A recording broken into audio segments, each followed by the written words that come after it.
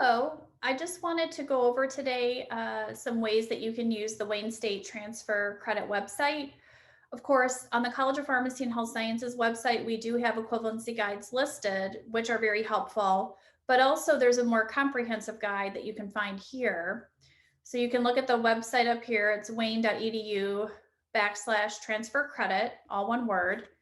I'm going to go to course equivalency. Let's say I want to find a course at Henry Ford College that's equivalent to a Wayne State prereq. So I'm going to type in Henry Ford. You can search by institution name, by state, also by country. So there it is, Henry Ford College. Okay, so here it has the Henry Ford College course and then the Wayne State equivalent course. Let's say that I wanted to look for the equivalent of an English class that I took at Henry Ford. Let's say I took English 131. So I just typed in English, no number. So it's going to list all of the English courses. I'll scroll down. Oh, there's English 131, and it tells me here which course, English 1020, it's equivalent to at Wayne State. You can also do a reverse search, meaning you can search by the Wayne State equivalent. So I'll click that.